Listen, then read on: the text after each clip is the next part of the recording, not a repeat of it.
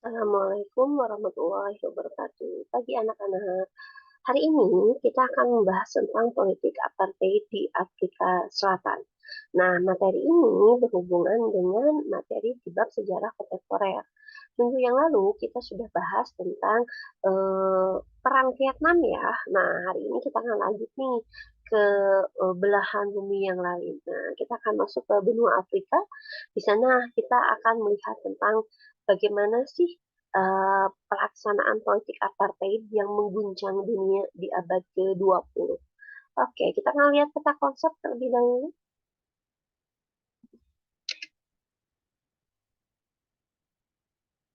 Oke, ini peta konsepnya. Kita akan bahas tentang politik apartheid, mulai dari pengertian, kemudian latar belakang, pelaksanaan, sampai kepada perlawanan yang nantinya akan berimbas kepada akhir dari pelaksanaan politik apartheid ini. Kita akan mulai dari pengertian. Apa sih apartheid? Apartheid adalah sistem pemisahan ras berdasarkan warna kulit. Warna kulit di sini itu adalah kulit hitam dan kulit putih. Nah, politik apartheid ini menunjukkan adanya sebuah legalitas hukum atas pemisahan tersebut yang kita bisa namakan ini adalah sebuah diskriminasi rasial. Nah, politik apartheid ini diberlakukan di Afrika Selatan pada tahun 1948 sampai dengan 1993. Latar belakang. Abad ke-16 ke abad ke-17 itu dunia diwarnai oleh penjelajahan dunia yang dilakukan atau dipelopori oleh bangsa-bangsa Eropa untuk mencari dunia baru, tanda kutip, wilayah-wilayah baru. Nah, termasuk di Afrika. Bangsa Eropa mulai datang ke benua Afrika, tepatnya di Tanjung Harapan, yaitu di Cape Town, pada abad ke-17, sekitar tahun 1652. Bangsa Eropa yang pertama kali datang ke Afrika Selatan adalah bangsa Belanda, di mana nanti Belanda ini akan mendirikan pemukiman-pemukiman dan bahkan menjadikannya sebuah wilayah dari perusahaan Hindia Timur Belanda yaitu VOC. Nah, benua Afrika ini dimanfaatkan VOC untuk mengimpor budak dari wilayah-wilayah Afrika lainnya. Para pemukim Belanda yang tinggal di Afrika dikenal dengan sebutan bangsa Boer. Nah, ketika dalam perkembangannya emas itu ditemukan di wilayah Afrika Selatan pada tahun ya sekitar 1795, ini menyebabkan eh, bangsa Eropa lain selain Belanda tertarik untuk merebut, bahkan akhirnya berperang dengan bangsa Belanda atau kita menyebutnya bangsa Boer. Bangsa Eropa yang berkonflik dengan bangsa Boer adalah pasukan Inggris yang ingin merebut kendali atas koloni di Tanjung Harapan. Konflik antara bangsa Boer dan juga Inggris ini dikenal dengan Perang Anglo-Boer I dan Perang Anglo-Boer II. Nah, dampak dari perang ini adalah kemenangan Inggris atas bangsa Boer. Sehingga pada tahun 1910, Afrika Selatan memperoleh status dominion dalam kerajaan Inggris.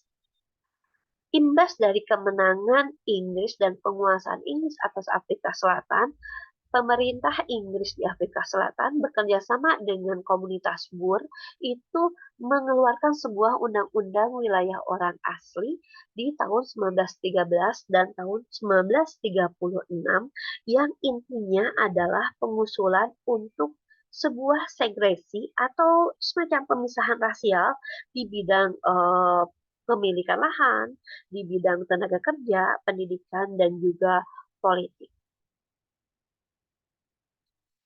Pelaksanaan politik apartheid. Tahun 1948, Partai Nasional di bawah pimpinan Daniel Malan memenangkan pemilu di Afrika Selatan. Nah, Malan sebagai pemimpin di Afrika Selatan memberlakukan sebuah periode awal yang kita kenal sebagai periode Baskap atau pemisahan total. Pemisahan total ini berhubungan dengan kebijakan Malan untuk secara nyata memisahkan antara orang kulit hitam dan juga orang kulit putih. Dampak dari pelaksanaan periode Baskat atau sebuah segregasi total ini adalah banyak orang-orang kulit hitam dan juga Asia termasuk itu diusir dari tempat tinggal mereka dan digiring ke sebuah tempat sejauh mungkin dari pusat pemukiman orang-orang kulit putih. Mereka digiring untuk apa ya, dikelompokkan, dipisahkan dari orang-orang kulit putih. Mereka yang diusir itu kehilangan semua hak politik atas lahan, atas hak, bahkan hak keluarga negaraan. Dalam perkembangannya, kaum kulit putih menyadari bahwa tenaga kerja murah yang berasal dari ras kulit hitam itu sudah disingkirkan, sehingga itu mengganggu kehidupan ekonomi, bahkan bisnis yang dijalankan oleh orang-orang kulit putih. Sehingga dampaknya mau tidak mau orang-orang kulit putih ini harus menerima kembali orang-orang kulit hitam yang sudah diusir itu untuk mendapatkan tenaga kerja yang murah, tapi tetap mereka tidak mau disatukan dengan orang kulit hitam, sehingga muncullah beberapa rancangan undang-undang yang kemudian akhirnya disahkan untuk memisahkan antara kulit hitam dan juga kulit putih. Undang-undang yang muncul adalah Undang-Undang Larangan Nikah Campur di tahun 1949, Undang-Undang Registrasi Penduduk di tahun 50, dan juga Undang-Undang Wilayah Kelompok di tahun yang sama yaitu 1950. Di tahun 1958, Malan digantikan oleh Henry Verwoerd sebagai Perdana Menteri. Nah, Henry Verwoerd ini kemudian menjalankan sebuah periode separate development.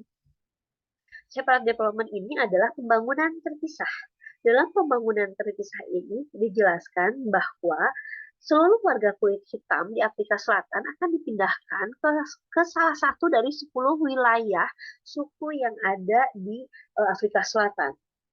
Undang-undang yang muncul yaitu Undang-Undang Bantu Self Government Act di tahun 1959 ini dikenal sebagai Black Homeland atau tanah air etnis bagi 10 suku kulit hitam di Afrika Selatan, dan mereka nanti itu akan dikumpulkan di satu wilayah, dan wilayah tersebut nantinya yang khusus kulit hitam ini akan memilih pemimpin mereka sendiri dan dirancang sebagai sebuah negara merdeka yang hanya terdiri dari orang-orang kulit hitam. Nah, dalam pelaksanaannya orang-orang kulit hitam dan orang-orang kulit putih itu tetap akan diberlakukan berbeda. Pembangunan itu dipisahkan, pembangunan untuk kulit hitam dan pembangunan untuk orang-orang kulit putih.